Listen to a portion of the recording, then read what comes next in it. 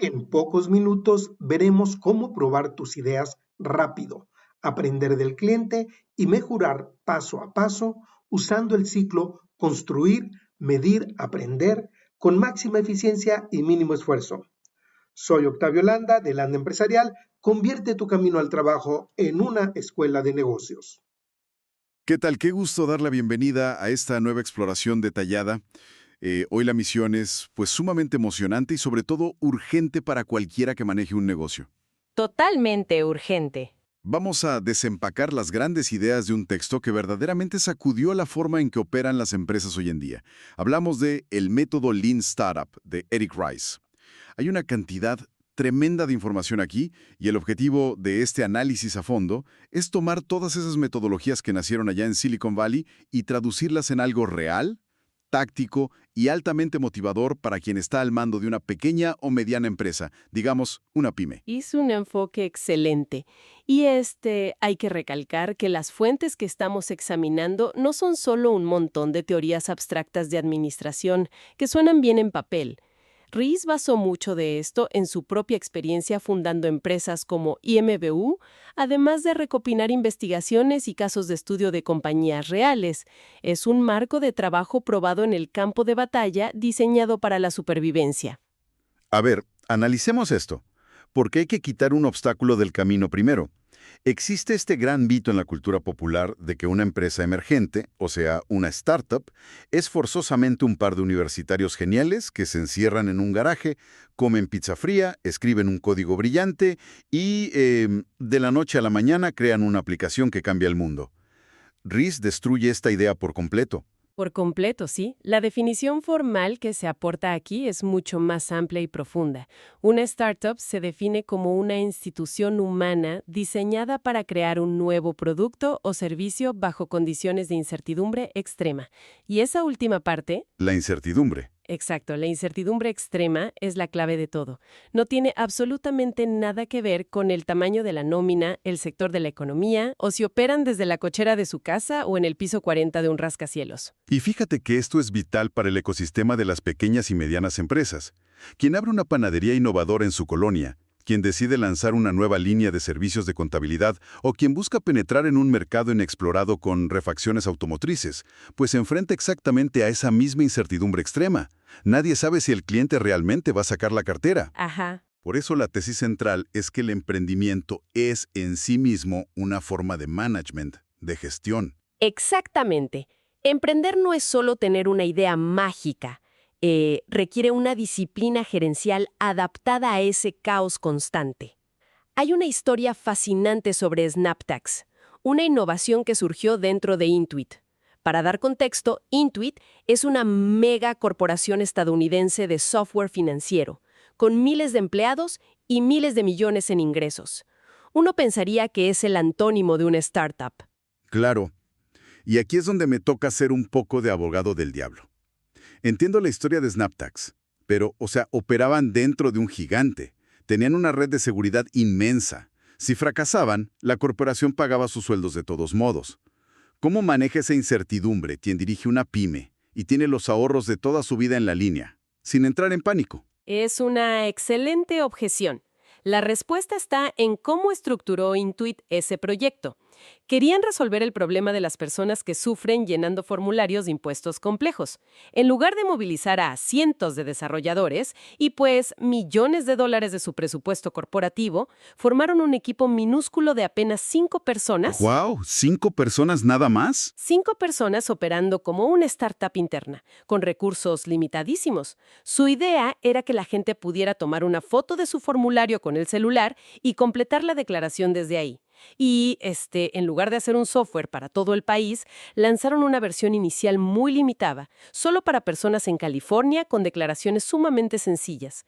Ese pequeño equipo demostró que la innovación no requiere de la chequera corporativa, sino de un proceso que permita fallar barato y rápido. Eso es exactamente lo que quien dirige una pyme necesita replicar. Claro, el secreto es el método, no los millones en el banco. Y esto los lleva a la mecánica de ese método.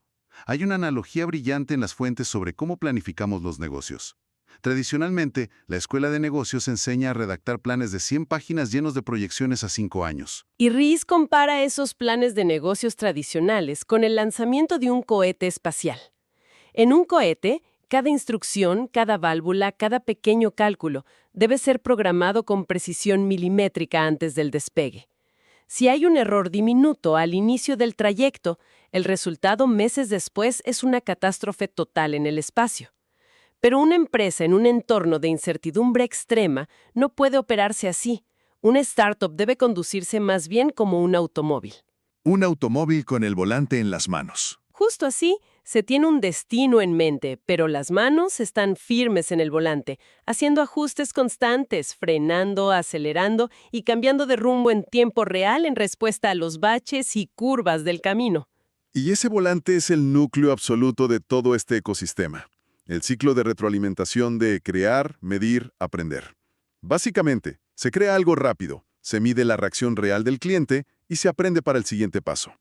Si una cafetería saca un postre nuevo, no hace 1000 unidades el primer día, hace 10. Ve si se venden, pregunta qué les pareció y ajusta la receta. Esto plantea una pregunta importante. ¿Qué pasa si se ejecuta un plan tradicional a la perfección, pero se construye algo que nadie quiere? Rees llama a esto lograr el fracaso. Híjole, lograr el fracaso. Suena doloroso. Es el peor escenario posible. La empresa entregó el producto a tiempo, se mantuvo dentro del presupuesto, la calidad técnica es impecable, el empaque es precioso, pero a nadie le interesa comprarlo. El objetivo fundamental en la incertidumbre no es cumplir con fechas de entrega arbitrarias dictadas por un plan de negocios ficticio, sino aprender qué es lo que el cliente realmente quiere y por lo que está dispuesto a pagar, lo más rápido posible. Exacto. Lo cual nos lleva a la herramienta reina de toda esta metodología, el Producto Mínimo Viable, o MVP por sus siglas en inglés. Y hay que aclarar algo fundamental, porque la traducción a veces confunde. Un MVP no es sinónimo de lanzar un producto mediocre, chatarra o mal hecho. Para nada. Significa construir la versión más simple y básica del producto que permita dar una vuelta completa a ese ciclo de crear, medir, aprender, invirtiendo el mínimo de tiempo y esfuerzo. Es una herramienta para iniciar el proceso de aprendizaje, no para terminarlo. El propósito del MVP es poner a prueba las suposiciones fundamentales del modelo de negocio, esas hipótesis que de resultar falsas hundirían a la empresa por completo. Hay ejemplos en los textos que ilustran esto a la perfección y son geniales. El caso de Dropbox es legendario. Drew Houston, el fundador, tenía la visión de este software de sincronización de archivos en la nube que hoy todos usamos. Pero construir la infraestructura técnica en los servidores para que funcionara sin fallas era un reto monumental de ingeniería. Así que, en lugar de pasar 3 años programando en secreto, hizo una MVP que era literal un video. ¿Un video nada más? Un simple video demostrativo de 3 minutos donde narraba cómo funcionaría el software lleno de chistes locales para la comunidad de programadores. Ese video validó su hipótesis inmediatamente, porque decenas de miles de personas dejaron sus correos para registrarse en la lista de espera esa misma noche. Ese es un claro ejemplo de un MVP en video. Otro enfoque fascinante es el llamado MVP conserje. Está la historia de Manuel Rosso y su empresa Food on the Table.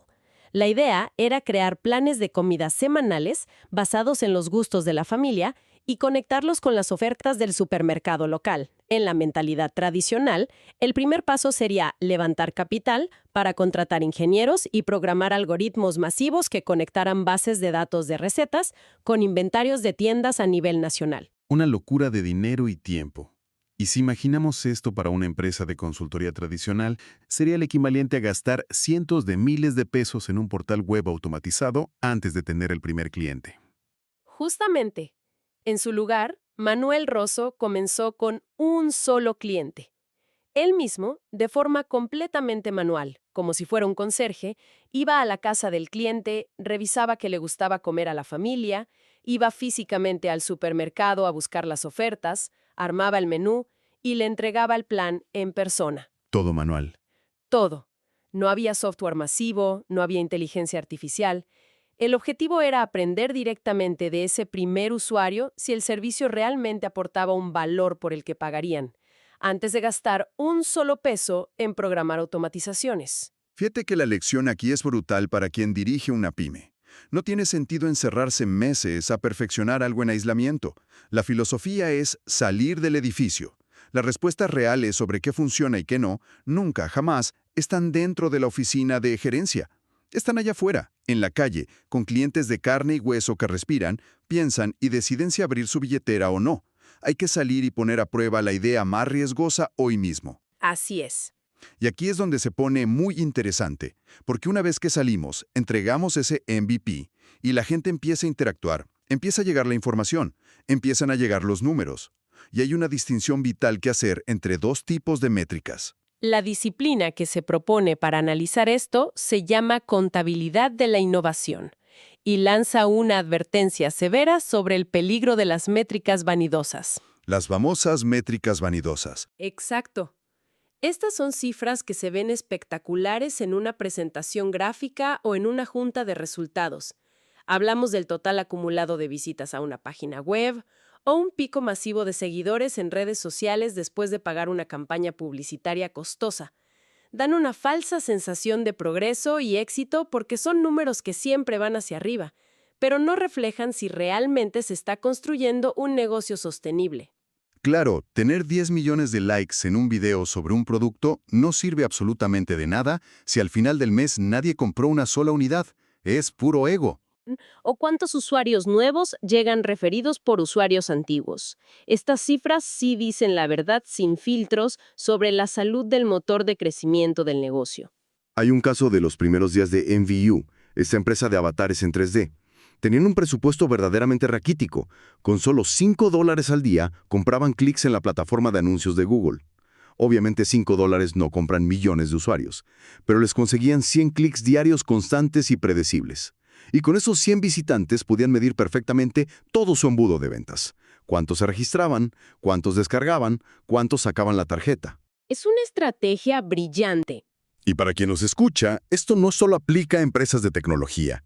Si alguien tiene una ferretería física, su prueba de $5 podría ser sacar un nuevo exhibidor de herramientas a la acera una tarde y contar exactamente cuántas personas se detienen a mirar versus cuántas pasan de largo. Es una manera genial de probar, con riesgos mínimos, si los engranajes del negocio realmente están girando. Y cuando los datos nos dicen cruda y fríamente que los engranajes no giran como esperábamos, ¿Qué suele pasar? un término que a menudo se malinterpreta o se usa como excusa. Un pivote no significa rendirse, entrar en pánico y cambiar de giro de negocio al azar cada martes. Un pivote es una corrección de rumbo estructurada. Se mantiene un pie firmemente anclado en lo que ya se aprendió del mercado, pero el otro pie gira para poner a prueba una nueva hipótesis fundamental sobre el producto o la estrategia comercial. Es un cambio meditado. Sí, lo fascinante aquí es cómo esta idea cambia por completo la forma en que medimos la esperanza de vida de un negocio nuevo. En las finanzas tradicionales, la pista de aterrizaje o el tiempo de vida de una empresa se mide estrictamente en meses. ¿Cuántos meses de dinero quedan en el banco para pagar nóminas y renta antes de la quiebra? Pero bajo esta óptica, la verdadera métrica de supervivencia es ¿cuántos pivotes le quedan a la empresa? Ah, qué interesante enfoque. ¿Cuántas oportunidades quedan para aprender de un error y corregir el rumbo antes de quedarse sin recursos? Si la organización logra aprender y pivotar más rápido, multiplica sus posibilidades de éxito, utilizando exactamente el mismo capital. El ejemplo de la empresa Botizen ilustra esto de maravilla. David, el fundador, había construido una red social enfocada en política. Pasó meses sudando la gota gorda optimizando características, mejorando el diseño, invirtiendo esfuerzo y dinero, pero el crecimiento estaba estancado. Las métricas de retención seguían por los suelos. Y fue precisamente al hablar directamente con sus pocos usuarios recurrentes que descubrió una mina de oro oculta. A la gente no le interesaba para nada la parte de red social de la plataforma. Nadie quería interactuar ahí, pero les encantaba con locura una característica muy específica: la capacidad de verificar su identidad como votantes registrados y contactar fácilmente a sus representantes políticos de manera formal. Con esa información, David ejecutó lo que se conoce como un pivote de acercamiento, o zoom-in pivot. A ver, Pausa rápida para entender bien el pivote de acercamiento. Esto sería el equivalente a un restaurante que se da cuenta de que nadie pide sus platos fuertes, pero la gente hace filas inmensas solo para comprar los frascos de su salsa casera. Así que la administración decide cerrar el restaurante y dedicarse 100% a embotellar y vender la salsa. Es una analogía perfecta. Exactamente eso es un pivote de acercamiento. Tomas una sola característica del producto original que sí funciona y la conviertes en el producto completo. Eso hizo Botizen. Abandonaron todo el peso muerto de la red social, se enfocaron en la herramienta de contacto político y sus métricas de adopción y retención se dispararon. El mensaje central para la pyme es profundamente liberador. Cambiar de rumbo basándose en evidencia y aprendizaje no es un fracaso. Es la esencia viva de la supervivencia comercial. Lo que sí es una tragedia absoluta es quedarse atascado en lo que Ries llama la tierra de los muertos vivientes. Esas empresas que no crecen lo suficiente para ser un éxito real, pero tampoco mueren. Simplemente consumen energía, tiempo y talento durante años sin llegar a ningún lado. Todo por la pura terquedad de no querer adaptar la visión original a la realidad del mercado. Es el peligro de enamorarse del plan original. Y para evitar terminar como un zombie corporativo y movernos con verdadera velocidad, entramos a la fase de aceleración. Hay una anécdota que es de mis favoritas sobre trabajar en lotes pequeños. Es la historia de James Womack, un experto en manufactura, que estaba ayudando a sus hijas a meter boletines informativos en sobres. Es un ejemplo brillantísimo de lo contraintuitiva que puede ser la eficiencia real. La enorme mayoría de la gente asume que lo más rápido es trabajar en lotes grandes. Primero doblar todos los miles de papeles en una pila gigante. Luego, meter todos esos papeles en los sobres. Y finalmente, aplicar el pegamento y sellar todos los sobres de golpe. Pero Womack demostró con un cronómetro, y cualquiera puede hacer la prueba en casa, que tomar un solo papel, doblarlo, meterlo en un sobre y sellarlo, es decir, hacer el proceso completo de principio a fin, de uno, en lotes de una sola unidad, es mucho más rápido y eficiente. Totalmente contraintuitivo. Sí, y si conectamos esto con el panorama general de una empresa, la mentalidad de producción ajustada, el pensamiento lean, nos grita que los lotes pequeños son la salvación. En la producción tradicional, un equipo trabaja durante 6 meses a puerta cerrada en una gran actualización de un sistema o un rediseño completo de la tienda, y luego lanzan todo de golpe. Si resulta que hay un defecto fundamental o el cliente odia el nuevo acomodo, la empresa acaba de tirar a la basura 6 meses de esfuerzo. Al trabajar en lotes pequeños, se entrega valor al cliente de forma continua, casi pieza por pieza, minimizando enormemente el riesgo. Claro, uno se da cuenta de que el papel no cabe en el sobre en el primer intento, no después de haber doblado 1000 papeles equivocadamente. Y hablando de errores, hay otra herramienta operativa brutalmente efectiva que este marco toma prestada directamente del sistema de producción de Toyota en Japón, los 5 porqués. Es una técnica de resolución de problemas de una profundidad tremenda. Funciona así. Cuando ocurre un fallo, supongamos que una furgoneta de reparto de una pyme se descompone a mitad de ruta y pierde las entregas del día. La reacción instintiva de la gerencia es arreglar el síntoma inmediato o buscar a quién gritarle. La metodología, en cambio, exige preguntar por qué 5 veces consecutivas. Siguiendo tu ejemplo de la furgoneta, ¿por qué se descompuso? Porque el motor se desvieló. ¿Por qué se desvieló? Porque se quedó sin aceite. ¿Por qué se quedó sin aceite? Porque nadie revisó los niveles este mes. ¿Por qué nadie los revisó? Porque no hay una bitácora de mantenimiento para los choferes. ¿Por qué no hay bitácora? Porque la gerencia de logística nunca capacitó al nuevo personal sobre ese procedimiento. Maravilloso. Y así, lo que comenzó pareciendo un problema puramente mecánico, termina revelando en su verdadera raíz un problema humano o de gestión, una falta de procesos y capacitación. La regla de oro con los 5 porqués es hacer inversiones proporcionales. No se trata de crear un comité burocrático masivo por un error menor, sino de invertir un poco de tiempo y recursos en corregir la causa raíz exacta, que descubriste. En este caso, crear la bitácora y dar una capacitación rápida para asegurar que ese mismo error estructural no vuelva a sangrar las finanzas de la empresa. Qué revelador. Entonces, ¿qué significa todo este viaje? Es momento de pasar a la acción concreta. Esta filosofía es transformadora, pero de nada sirve si se queda en teoría. Así que para quien lidera una pequeña o mediana empresa, para quien está escuchando y quiere cambiar las reglas del juego hoy mismo, me encantaría que nos enumeraras de forma clara y directa esas recomendaciones prácticas y definitivas que se pueden aplicar de inmediato. Con muchísimo gusto. Vamos con la lista de sugerencias prácticas. La número 1 es definir la hipótesis más riesgosa. Antes de gastar un solo peso, hay que identificar qué suposición podría hundir el negocio si resulta ser falsa. Fundamental. La segunda recomendación es crear un producto mínimo viable hoy mismo. No hay que esperar a la perfección. Es mejor usar un video, un folleto o un servicio manual tipo conserje para empezar el ciclo de aprendizaje ya. Ajá, sin excusas. Número 3. Salir de la oficina. Las respuestas no están en la sala de juntas. Están afuera platicando con clientes reales, respirando y pensando en el mercado de verdad. 100% de acuerdo. Cuarto, hay que eliminar las métricas vanidosas. Es momento de dejar de mirar los likes o las visitas totales y enfocarse en métricas accionables que demuestren retención y comportamiento real del cliente. Las que sí pagan la nómina. Exacto. La quinta es trabajar en lotes pequeños. Es muy peligroso acumular meses de trabajo sin retroalimentación. Hay que entregar valor al cliente en pedazos pequeños y continuos. Paso a pasito. Número 6. Implementar los 5 porqués.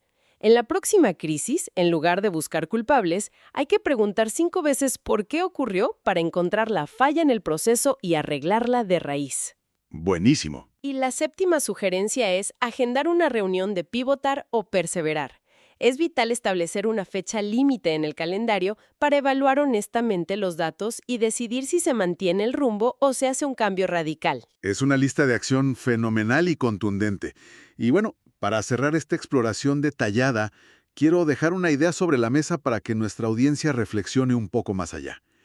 Hemos hablado de lo vital que es el ciclo crear, medir, aprender. Pero pensemos en el momento actual, con la explosión de la inteligencia artificial.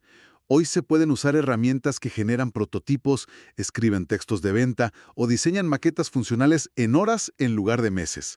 Si el costo y el tiempo de crear un MVP se está reduciendo prácticamente a cero gracias a la IA, estamos a punto de entrar a una era donde el ciclo de aprendizaje será casi instantáneo. ¿Qué significa eso para el nivel de competencia al que se enfrentarán las pymes el día de mañana, cuando equivocarse y corregir sea más rápido que nunca? Es un planteamiento tremendamente provocador.